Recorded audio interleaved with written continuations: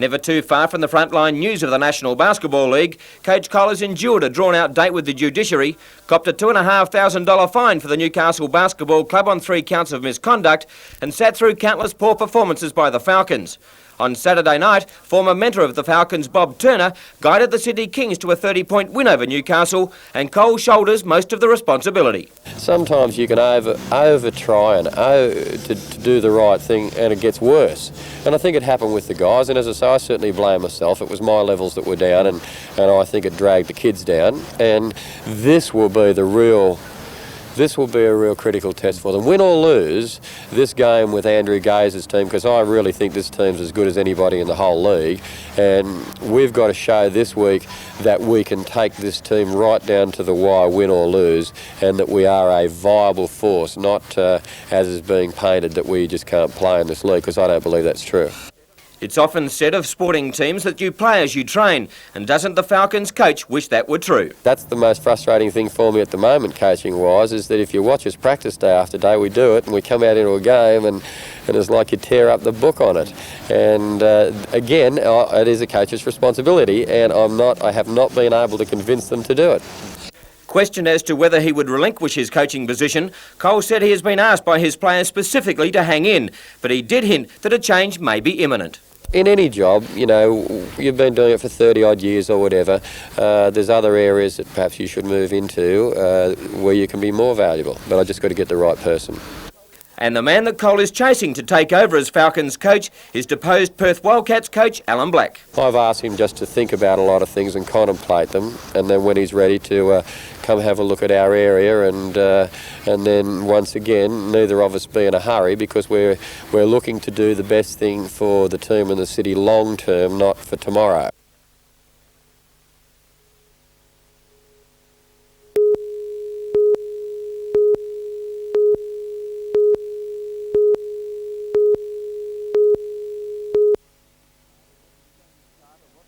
Carter wasn't saying a lot about the judiciary hearing today. It's not easy to talk with a mouth wired shut after 3 breaks in his jaw. Supported by his teammates, the little hooker is still claiming his innocence. Oh, no, I don't think I deserve 4 weeks, but I can't say what I think he deserves, obviously. What do you think of the man? I think he's a friend anyway. But, Knights officials admit the hooker was guilty of raising his elbow. However, Carter says it was in self-defence. According to the 22-year-old, the rest is a blur. All he can remember is a massive blow. With Carter out for possibly 3 months with injury, last night's 4-week suspension serves only to blacken an otherwise clean card after 3 years in the league. pound classes, probably bad now instead of good. For now, though, Scotty has to keep still and keep off the solid foods. Just drink and eat soup. That's it.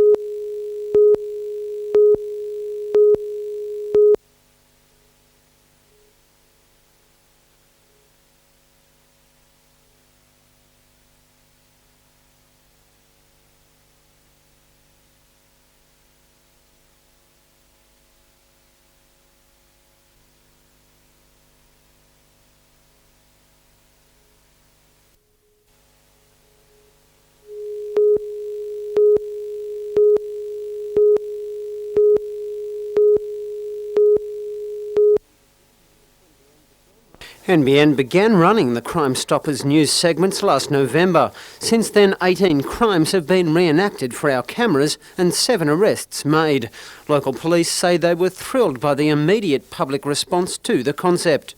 Yes, we're very pleased with it. We've had quite a number of charges laid as a result of the Crime Stoppers segment since they commenced on the 1st of November 1989. That particular segment resulted in an arrest, and we were very pleased that that first segment did bring to finality one of our serious offences. In recognition of the programme's success, Crime Stoppers Coordinator Inspector Bryce Potter today presented NBN News Editor Jim Sullivan with a plaque of appreciation. He says he's looking forward to the continued success of the program, which will be used in the fight against crime yet again within the next fortnight.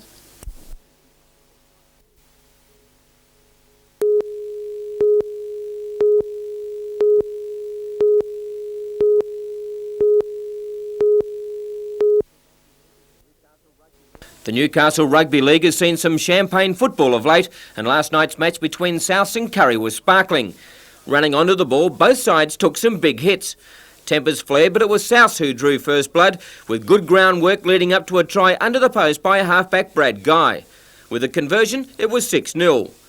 With both sides sitting on 7th position on the table, this game was vital, and the red and white Chargers threw caution to the wind, running at every opportunity. In the 15th minute, Brett Winkler carved up some feeble Kurri defence and gave South their second 4-pointer. Kurri kept working at South, playing the game in their own half, and a casual kick on the 6th tackle found Kurri's Phil Williams ready to pounce on the ball. Although there was only a small crowd at Townsend Oval, the entertainment on the paddock was well worth the night out.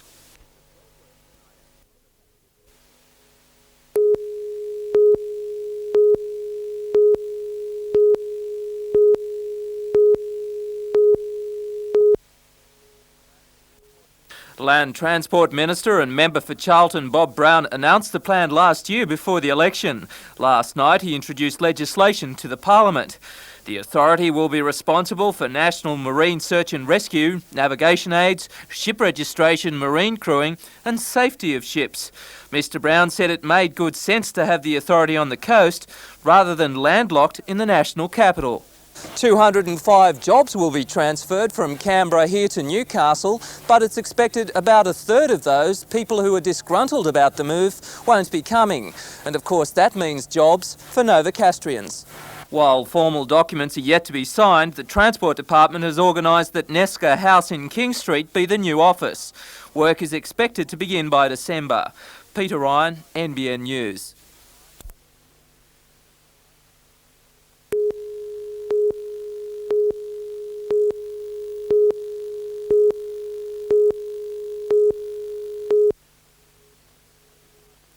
The 25-metre motor vessel Captain Phillip sent a distress call shortly after 2 o'clock this morning, following its departure from Sydney, apparently bound for Coffs Harbour. Alerted by Sydney Radio, Nelson Bay Police Launch Abbott rendezvoused at first light with the listing vessel about 40 kilometres northeast of Port Stephens.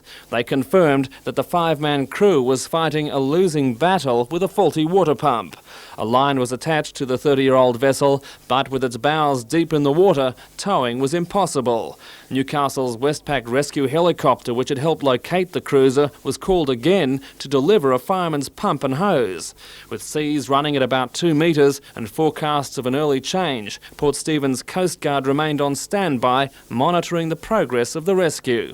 Just wondering, your steering seems to be hard over to starboard, and I think it's making the tow a lot harder than what it should be. Is there any way you might be able to straighten it up? Police launch Intrepid left Newcastle with another standby pump, arriving at about 2 o'clock this afternoon. By then, the Captain Phillip, a former Maritime Services Board VIP vessel, was looking more seaworthy and making some progress towards the heads. Late this evening, police reported the vessel and crew were safely in port, where a detailed inquiry would begin.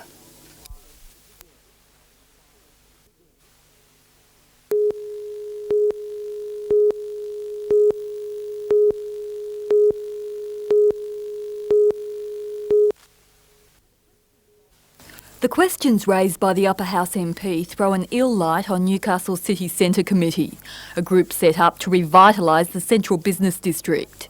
MLC Paul O'Grady put questions to two government ministers. His queries to local government minister David Hay centred on the committee's former marketing and promotions manager. That person wasn't named in Parliament, but today Michael Riddell confirmed he was the man in question. But there's only been one promotions and marketing director for City Centre, so it's obvious when I saw the story today that it's saying something about the first promotions and marketing director. Being yourself? I think that's what it's saying quite clearly, yes. Among 10 questions to the local government minister, Mr O'Grady asked if the former promotions manager had left his job with any outstanding unauthorised accounts. He asked how the promotions manager was appointed and why he left the position. In 3 questions to Police Minister Pickering, Mr O'Grady asked if there's any police investigation underway into the committee, its members or any employee. The Sydney-based MLC says he won't make any further comment until he gets some answers. Asked why he became involved, he cited community concern. Mr O'Grady says he's had a long-time association with Newcastle through working for the late Ken Booth, long-serving ALP member for Wallsend. City Centre Chairman Peter Evans rejects the call for an investigation and audit of his committee, pointing to the existing council audits of the group's finances. The fact is they are already closely scrutinised. To your knowledge, is any member or employee of the committee under police investigation? I can give you every assurance that there is no police investigation of the committee or any member of the committee. That's just not the case. And the main man under scrutiny, Michael Riddell, rejects any suggestion of impropriety. In fact, he says he's put up his own money to pay city centre expenses. And it was a total commitment, and where seed money was needed, if it had to be used, I used my own money. Michael Riddell likens the storm that's erupted over the City Centre Committee to a Monty Python farce. Still, he hints there's more to this farce than meets the eye. I'm not going away, I'm here. I invite Mr O'Grady to come and sit down and go through with this. I'd like to know the source of that. I think that's the basic question.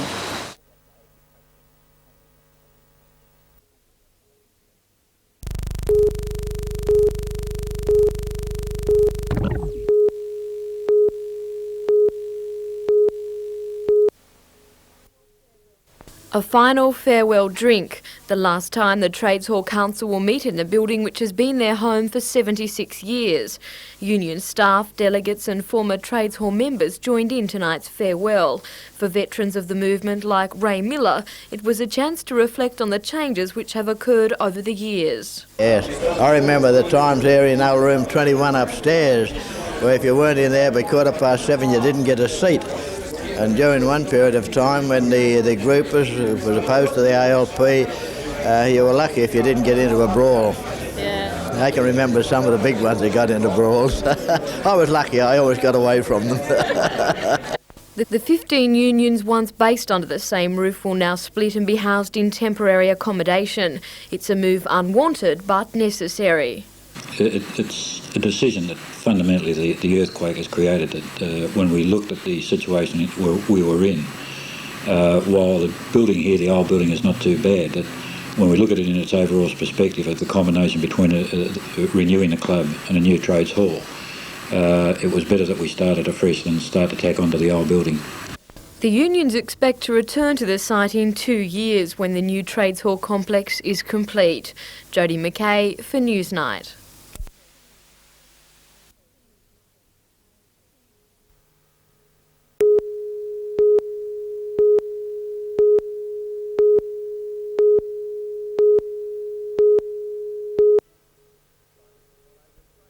Drivers from all over Australia converged on West Wallsend in an attempt to qualify for the big Street Grand Prix to be held in Wollongong mid-year, and there was no big pardons on the tight course. 9 divisions were contested with over 290 drivers taking part, and there was plenty of drama. The senior pro class drew a star-studded field, and after some torturous racing, it was Darren Voskulen who was declared the winner. However, protests were fired in left, right and centre, and it was discovered that Voskulen had used a chassis that wasn't scrutineered, and he was consequently disqualified. This left Sydney karter Brendan Tardoff as the winner from Peter Lehane of Newcastle and John Bridge of Sydney in third position. The junior pro was a hard-fought affair with little of the drama of the seniors. Number 10, David Besnard, was too classy for his rivals and drove a brilliant race to score a victory. Darren Jenkins and Leif Corbin completed the Sydney trifecta. Brad Howard won the Piston Port division, Ben Morley the Cadet A's, and in the senior 100s, Darryl Owen, Gary Youngbury and Andrew Wormsley were victorious.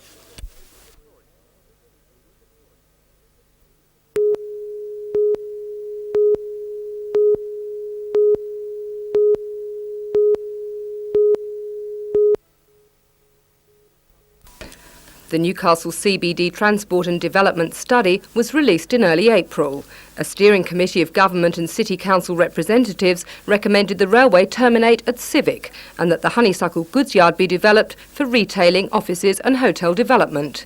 The report offered a number of options and public submissions were called for before June the 1st.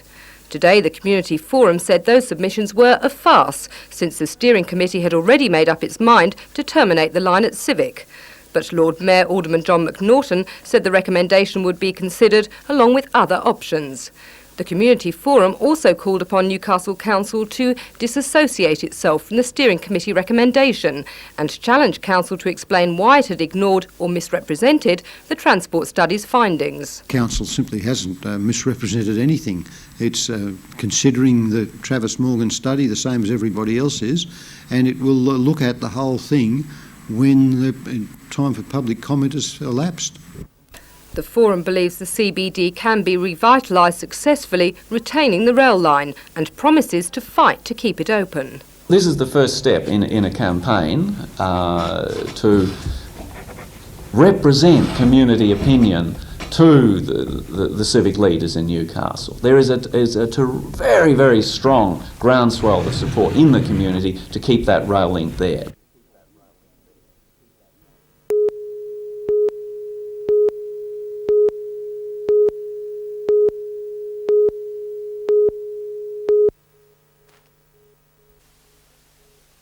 The most costly raw material in the steel-making process is coke, a substance made by heating coal sufficiently to make it melt momentarily and then harden again as dry carbon.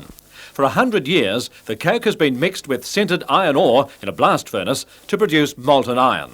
But scientists say there is now a better way, and that's what this group from the steel and mining industries and researchers discussed today. They were told that CRA, for instance, is working on a system of using pulverised lower-grade coal directly in the steel-making process, eliminating the coke-making stage and providing a cheaper and less polluting process. You don't have to have coke ovens, you don't have to convert coal into coke, so it has major environmental impacts in that sense, and also you don't have to sinter iron ore. So you can, in that way, by eliminating coke ovens and sintering, greatly reduce the capital investment. It is research such as this which prompted consultant Dr. Tom Calcott to mount today's conference, inviting people from all states of Australia. The steel industry in the world is undergoing the most exciting technological developments for over 25 years. And the coal industry depends so much on the steel industry. They've got to understand these changes, and we think there's going to be changes that affect the whole of the Australian coal industry with big influence and significance for the Hunter Valley. The collapse of the wool trade has thrust coal to the top of Australia's export earners, but the industry is not willing to just sit back. It is thinking ahead rather than following, looking at new products and new ways of doing things. We have a natural advantage in Australia with a lot of our coals. They're very high quality, they're low ash, they're low sulphur, and what this seminar today is about is the Australian coal industry and steel industry getting together and leading the pack in terms of the opportunities for the 90s and beyond for Australian coal.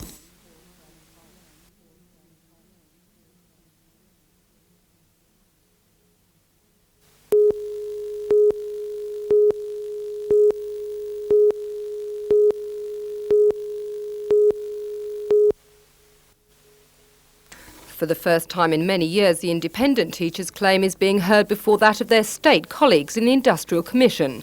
But it comes after joint negotiation between all teaching unions. Well, it is significant. That hasn't happened before, but then we haven't had a minister like Dr Metherell in charge of the state government before. So I think that the provocations of this minister has meant that it's been very difficult to reach agreement in the state. That's not to give too much praise to our employers, it's just that we have been able to reach agreement on some of the structural aspects that seem impossible for Dr Metherell to agree to in the state sector. Tonight, members of the Independent Teachers Association and the Association of Independent Schools met to hear the latest on their 15% claim. And it's a major case, an important one for teachers, and we think that it's important that goes ahead, and the differences between ourselves and the employers can be arbitrated in the Commission.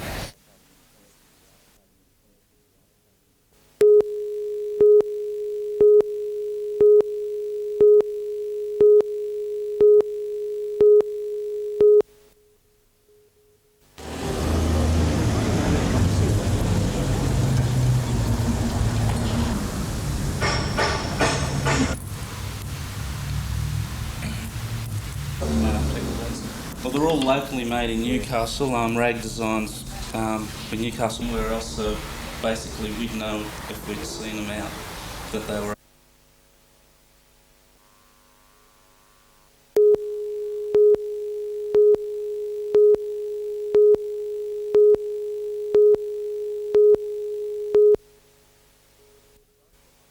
Signs were ominous from the outset, as even the Bulldog pup seemed to have the wood on the visitors. And the opening exchanges were about as close as Cessnock came to unsettling a side hell-bent on the 2 competition points. Todd Edwards scored the Goannas' only points for the day with a penalty in the 3rd minute, and then it was all one-way traffic. 2 minutes later, Big Terry Bender made a break down the left-hand touchline. He drew the defence, and Darren Latter was there to accept the pass and did a good job in getting the ball across the line. Cessnock were trying hard, and Edwards welcomed veteran Peter Brady back to first grade. Phil Williams was everywhere and set up the next try. He made the initial break and found Wills in support. Wills took play to the 22, where he found his captain backing up on the outside, and Williams scored in the corner. And what a conversion by Williams from the sideline.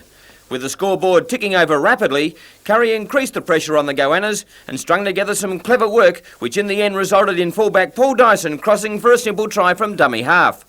Williams brought up his 8th point for the match with another sensational conversion and then scored his 2nd try for the afternoon. Johnson had plenty of room to move, and again Latter was looming up outside. He came back towards the centre, where Williams had positioned himself perfectly, and it was 20 points to 2. Cessnock had a chance to cross the Bulldogs line after Michael Kerr set up James Garvey, but he dropped the ball over the line. And just before half-time, a blast from the past, when Peter Doola Brady caught the dropout and tore straight through the feeble defence of the Goannas, and have a guess who was there to accept the offload. Phil Williams, who cantered away to notch his hat-trick and his 100th point for the season. Final score, Kurri 44, Cessnock 2.